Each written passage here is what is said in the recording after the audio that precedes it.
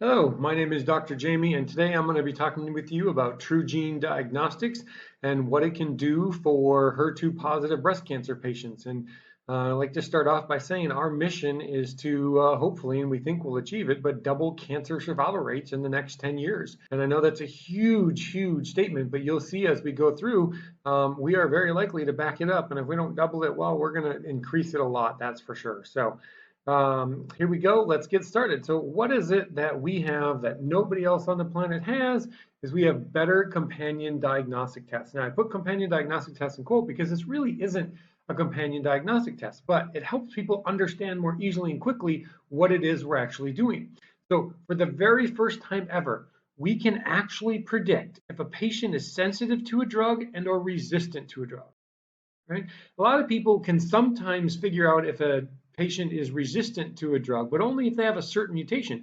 They don't know if there might be another mutation that's unknown that's going to also cause resistance, but sometimes they can say, yeah, for sure you are resistant, but we don't know if you are not resistant, which is sensitive, right? And that's what we can actually do for the first time on the planet, right? And we have HER2 gene done in the tyrosine kinase region, and the three most common drugs used in 90% of all prescriptions for HER2 positive breast cancer. And so because we have all 6,270 of those done in the tyrosine kinase region, right, with the three drugs, we now know whether or not the person's actually going to be sensitive or resistant to the drug. That's why we're able to do it. Soon we're going to have EGFR and the 11 drugs that are used to treat that, hopefully within about a year or so.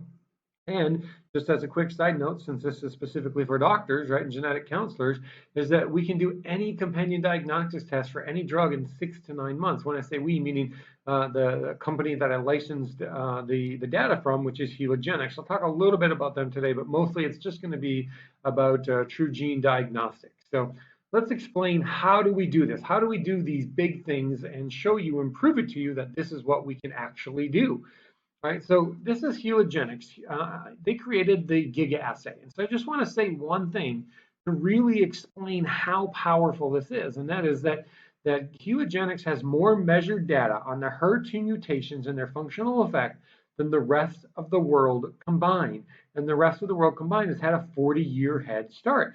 So what is this Giga assay? Now, before I go into what it is real quick, I'm going to tell you about the guy who actually invented the Giga assay. His name is Dr. Martin Schiller, and he taught a class at UNLV. He got to teach any class he wanted because he was tenured, and he wanted to teach the 25 greatest scientific discoveries of the last 500 years. Well, nobody taught that class that he could find, so he had to actually make the curriculum. So he created the curriculum and he started teaching that class. And one day after class, one of the students said, "Hey, Dr. Schiller, what would it take to make the next 25 greatest discoveries of the next 500 years?" And well, they got to talking, and Dr. Schiller realized that more than half of those 25 discoveries were actually better ways to measure something. That's it, measurement. Right? So for example, the microscope, right? Someone invented the microscope and they could see, oh my gosh, it's not evil spirits killing people, but bacteria, right? So, or they invented the telescope and they realized, oh my gosh, look, there's stuff out there in space, right? So better ways to measure something were over half of those scientific discoveries. And so he said, okay, well, if we're going to make the next 25 greatest one, we should probably do a better way to measure something. And since he was working with genes and genetics and the HIV gene and the TAT gene for 20 plus years doing genetics, he said, well, we need a better, more accurate way to measure mutations, because right now 99% of the mutations that happen in the human being, we have no idea what they actually do. They're variants of unknown significance, right? We don't know what those mutations do.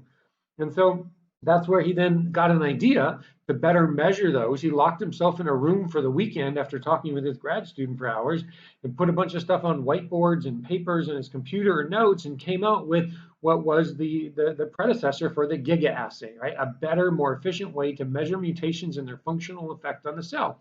Now, just another side note about Dr. Schiller is he's got over 75 peer-reviewed published papers out there from his lifetime career, and he's got 4 published papers on this Giga assay tech and related tech itself. So he definitely knows what he's doing, and he's got the credentials to back it up. He's gotten multiple NIH grants. He's gotten an NIH grant specifically for this Giga assay, right, which is just kind of validation that this is what it does, and it works, and he knows what he's doing. So let's go back to a little bit of bigger scale real quick and see what have we been doing with mutations for the last 50 years. Well, 50 years ago, they started to look at tissues, right? Let's look at the liver tissue and do an experiment on it, a petri dish, and see what happens with the liver tissue, right? 10 years ago, 15 years ago now, they started doing it on groups of cells, and they signal averaged those groups of cells, right? And in the last 10 years, they started measuring one mutation. Now, it's been a little bit more than 10, but generally accepted, right? They've been doing it for about 10 years, measuring one mutation so they put like, hundreds or thousands of those one mutations into a petri dish, if you will, and they measure to see what happens as a general average with all of those specific mutations when a specific experiment happens.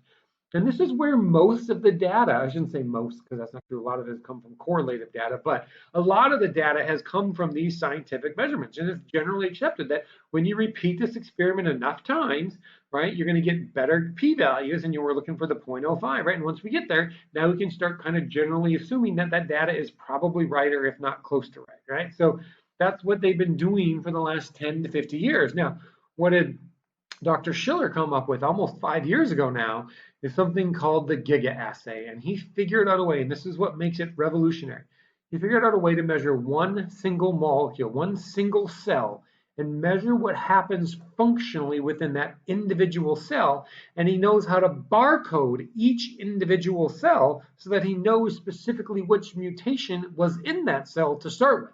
So he knows which mutation was in it, and he knows what functional effect that individual cell had. And so because of that, he doesn't need thousands of cells to produce one experiment. When he has thousands of cells, he has thousands of experiments. And he's doing every single mutation in a gene hundreds of times. And so when you're doing it on average around 300 times per individual mutation in 300 different cells, when you're doing that, it's like doing 300 experiments at once. And so his median p-values from his experiments are 0.0201, right? Now, just as a reminder, when you get 0.05 as a median p-value out there in the scientific community, everybody's jumping for joy going, wow, this is amazing. This is true. And they just kind of accept it as that's true because it's 0.05, right? That's the standard by which everyone's trying to hit. And so that just puts into perspective how many different times that this is really producing reliable data results on the entire gene, right? So what this Giga assay does that no other assay is able to do is able to measure 10 times, 100 times, 1,000 times more data and more accurately than any other assay, right? There's a few assays that can do the same amount of data, but their accuracy is shit, right? Excuse my language, but it just is not good accuracy at all. And so that's what makes it so different, is it's finally an assay to measure tons of data super accurately, right? So what does this mean? Well, this is a little map that no one else on the planet has seen unless they've seen one of Helogenics or my videos before. Because what it is it's a completely filled in genetic sequence, a genetic map of all the amino acids and all the different variants and all the different possibilities and their functional effect on the cell. Because on average, right? On average, the scientific community and the whole world together knows about 1% of every one of these genes. Now, this only represents like what, a couple, maybe 100, not even amino acids up and down here that you see right here. And so what's really happening is that this image goes way off to the right of the screen by feet usually in most genes, right? So we just took a snippet to show you a great example. So all the little black squares, that's normal gene. That's the normal way the gene should be in a human body. And every other square is a possible mutation, a possible variant. And for 99% of most genes, we have no idea what those mutations do. Well, you're looking at what is for the first time a complete map of every variant. So there is no longer any unknown variants. Variants of unknown significance. There's zero variants of unknown significance after we've mapped out a gene. And it's done with an average 0.0201% median p-value. That's how accurate this data is. So basically what this means is that now we know that if you have a mutation in one of these white blocks, you're almost probably for sure going to get that disease. And if you have a mutation in one of the dark blue blocks, it means that, you know what, you may or may not get that disease, but right, it's going to, but you probably will. And if you have a mutation in one of the light blue blocks, it means, well, it's probably going to depend a little bit on your lifestyle as well, right? Because these colors, these gradients represent levels of function. Right? So that's what it is. Now you'll see right here the accuracy is 94 to 100%. The reason why it's only 94%, and this is now actually changed in one of the most recent published papers, the accuracy is actually 100%. Because the reason why it was 94% to 100 was that when we compared this data to correlative data, it only matched up 94% of the time. But what we since found out since then is the reason why 6% of the time the correlative data, which means it's not causal, it's just enough people have this mutation and they get this disease, that's correlated data. The reason why it's only matching up 94% of the time is because we also find that about 6% of the time when you have a double mutation, it then either it switches it around. So if you've got a mutation here in the white, but then another one over here, all of a sudden that white mutation suddenly becomes functional again in blue because of that specific mutation 6% of the time. Right? So that's why. So we're actually matching up 100%. That's why the positive predictive value is 100%. So now, and then the one last thing I want to point out about this, just because you guys are doctors, right? For some of these individual mutations and some of these genes, right, we know specifically which ones, but for some of them, the p-value is 10 to the negative 65th, right? That is more particles than there are in the universe, more particles than there are in the entire universe, right, of certainty that those mutations and their functional effect is correct. So this is just super, super, super accurate data, right? So what is it that we do? Well, this is what we have to prove to the FDA, right? This is not proven yet to the FDA, but this is what we know, what we firmly 100% believe is going to be happening as soon as we prove it to the FDA, is that right now, when you get diagnosed with HER2 positive cancer, it's because they took your tissue and they measured and they grew the HER2 protein in it, and they're checking how much HER2 protein do you have. And on the scale of 0 to 4, they measure the symptoms, right, in quotes, right? They measure the symptoms of how much HER2 is actually present. And if you've got 3 or above, well, you're a HER2 positive cancer patient. If you got 0 or 1, well, you're a maybe. And if you're a 2, well, that's the doctor's call, right? But that's what's happening. They're measuring based off a symptomatic response of how much HER2 protein you have, whether or not you have HER2 positive cancer. Well, since we've measured out all 6,270 of these amino acid possible mutations in the tyrosine kinase region, we now know, right, and again, we have to prove this to the FDA, but we now know which specific mutations you have, right? Anybody can sequence them. Any lab in the world can sequence which mutations you have, but now you compare it against our data, and we can tell you definitively whether or not you actually have HER2 positive cancer or not just based on a symptom, right? And again, to put this into perspective, remember that only about 1% of this gene, about 10% of the HER2 gene is known, but about 1% of genes on average are actually known, the functional effects of what they actually do. So let me show you this another way, right? Every human being on the planet has an average of 3 to 4 mutations out of the 190,000 possible or so per gene. That's just what happens. And these red dots are an example of where some of those mutations might be. This one specifically has 5. Okay, right? Some people have 2, right? But that's what it is. That red, that is, and the black, remember, the black is normal. Now, for 99% of those red dots, we don't know what's going to happen in your lifetime. We just don't know, as the entire human race just has not measured all these mutations and their functional effect yet. And they don't happen often enough in the general public to have an idea of what they might do yet, right? That's called correlative results, right? So that's what happens on average. So now what we can do is we can put these maps with your specific mutations against our map here, and we can now very accurately tell you, and again, this is not proven to the FDA, but we are in the process of trying to prove it to them to show them that this is actually true, then you know what? We can now better predict HER2 positive breast cancer than anyone else on the planet, because we know not just from symptoms of how much HER2 protein you're producing, but actually which mutations you have and their functional effect, right? That's what it is that we do.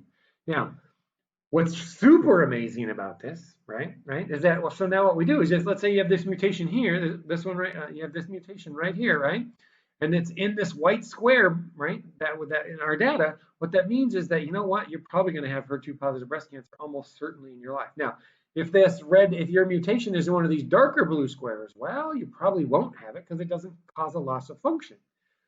But if you have it in one of these lighter blue squares, it means your lifestyle is going to have a big impact on whether or not you're probably going to get that HER2 positive cancer in your lifetime. Right now, that's pretty powerful, right? No one else in the world can do this but us because we're the only ones in the world with this data, right? So now, what makes this even more powerful though for you and your patients is this screen right here.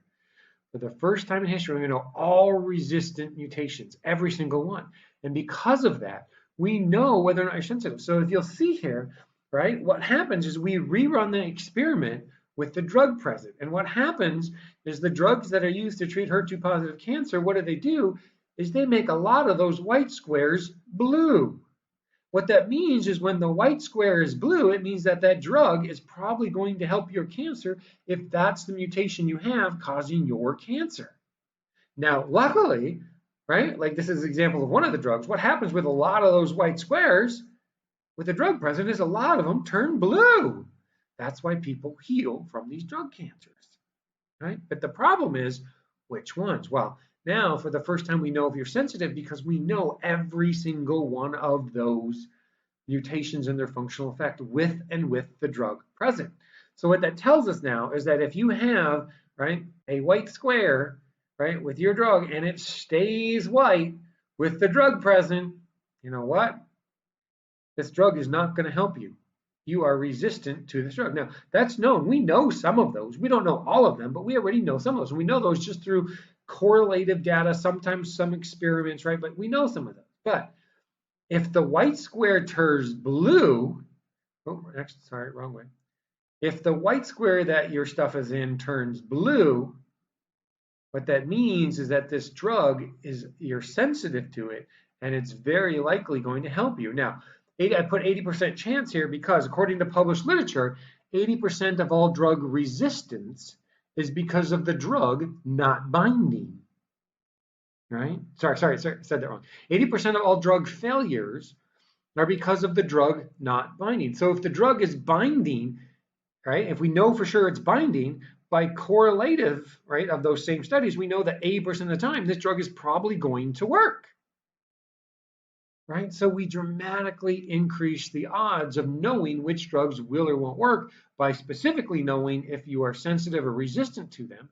And so then you as the doctor can take that data about which drugs your patients are sensitive or resistant to, and then better help you inform you so that now you can decide, okay, which drug should I prescribe for this patient? Now, here's one example, right? So this is our data. So there are 3 known resistant mutations to Lapatinib in HER2 positive patients, right? There they are, the V842I, the L755P, and the L755S, right? Those are 3 known variants, and they happen, right? Because now, how often do those mutations happen in patients with breast cancer? Well, that data is readily available how often they happen, right? And that's 27% of the time, right? That's how often they happen. So 27% of the time, you as a doctor could actually predict right now without needing us, right? You could predict 27% of the time when Lapatinib will fail just by simply sequencing their biopsy tissue of the HER2 cancer and knowing which mutations they have. And if it's one of those 3 mutations, the Lapatinib drug is not going to work for them. Well, that's what's known out there, right? That's what's happening out there already. And if the doctors aren't doing it, you should be doing that. You should be doing that with every drug. You should cross-check to make sure that they don't have any known mutations that cause resistance to the drug you're about to prescribe, right? That's what a companion diagnostic test kind of sort of is, but usually it's developed by the company, blah, blah, blah, whatever, right? So now what we did is we came along, we found 247 more resistance mutations, right? So there was 3 that were known. We found 247 more. Now, if you're familiar with genetics, you'll realize that those 247 mutations do not happen as often. That's why we don't know about them, right? Because if they don't happen as often, we're not going to find them in the public as often, and the computers aren't going to find that correlative data as easily. But those 247 make up 11% more of the population who has them. So even though the 247 are very rare in and of themselves, together, there's an 11% chance your patient is not going to respond to Lapatinib because of one of them. And we're the only people on the planet who know which 247 those are. And we not only know this for Lapatinib, but we know this for Neratinib and Tucatanib. right? So now, because we know every single one, we can tell you of those 3 drugs, whether your patient is going to be sensitive or resistant to those 3 drugs for their HER2 positive breast cancer, all right? So we give you that information. You then decide on the treatment options for the patients, right? Now, you might be thinking to yourself, yeah, but how reliable is this data? Well, let me tell you how reliable it is.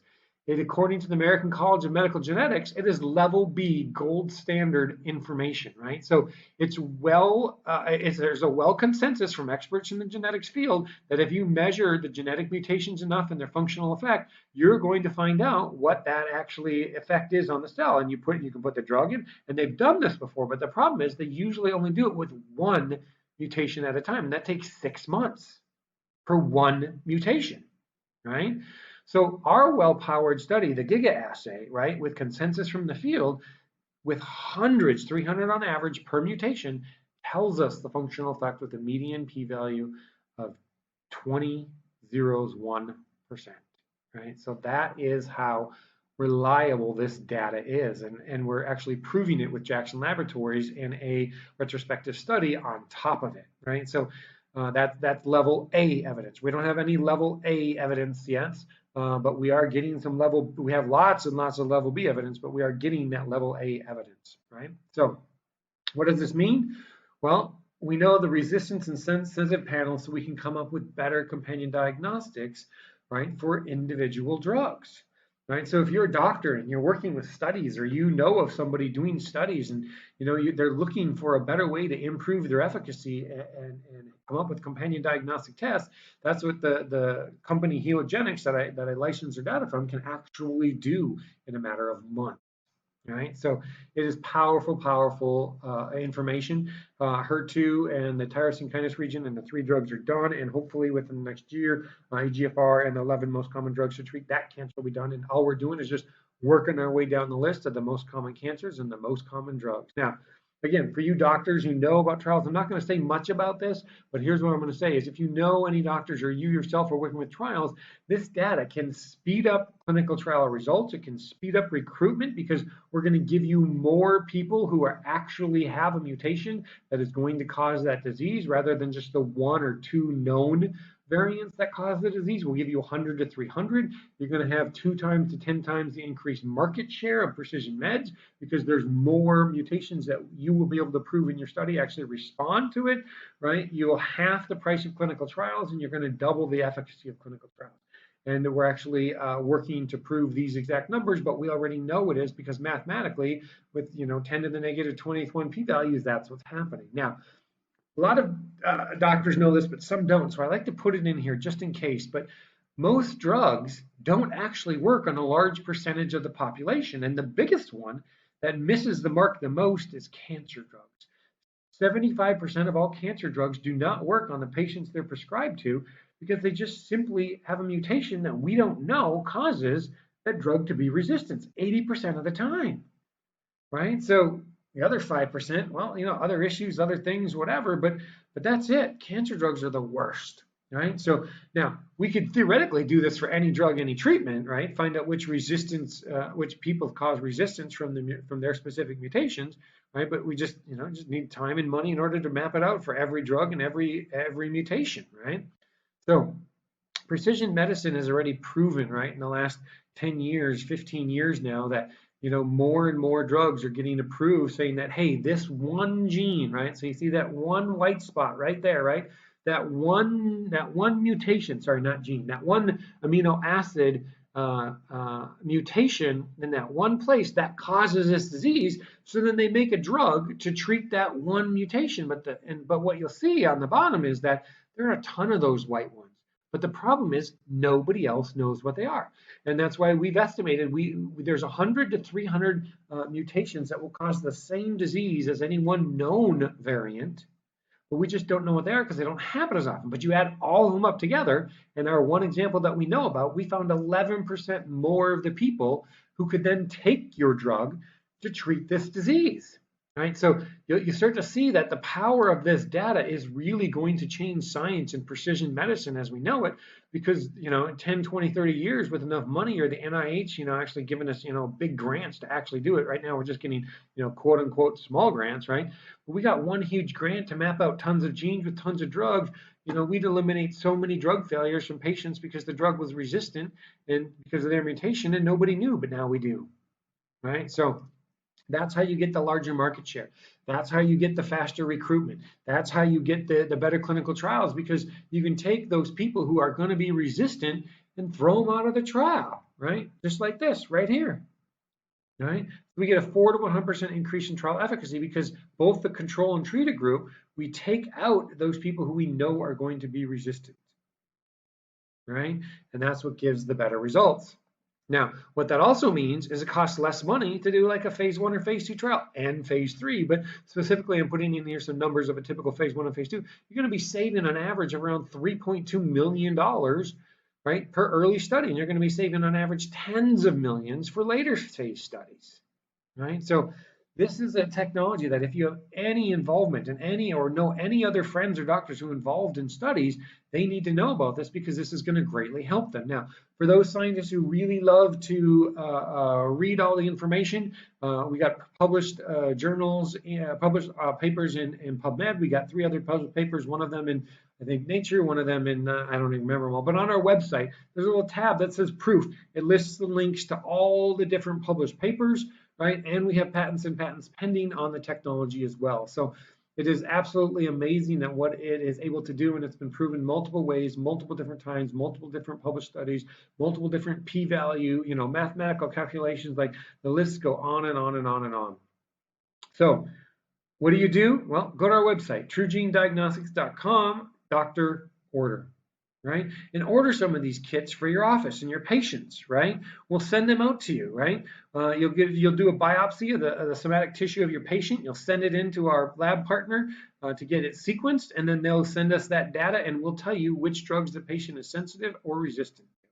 That's it. That's how easy it is.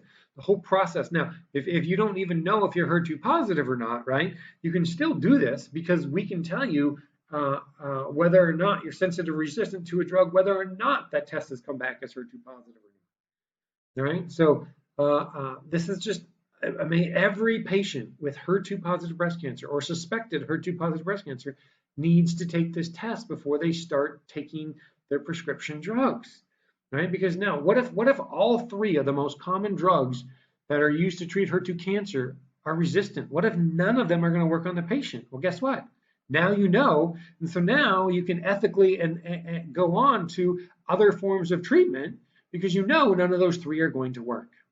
Right? So it's just going to greatly help the patients when you have this information available so that you can make better decisions as the doctor, as a genetic counselor. Right? So and other things too, like in HIV drugs, they actually give different combinations of drugs based on which mutations you have because they have some of this data on which drugs actually won't work together. So for example, you might have 2 different mutations in a HER2 positive patient. One mutation is sensitive to Lapatinib, one mutation is one mutation is resistant to Lapatinib, one mutation is resistant, one mutation is resistant to Neratinib. And so now, if you give one or the other, eventually the patient's going to become resistant to that drug because that one mutation will work, be weeded out from the drug, but the other one won't. So you actually have to give 2. Right now, that's assuming that they're also not resistant to the third one, or but this gives you data, this gives you information that we could never have before because we didn't have the known variants, all of them.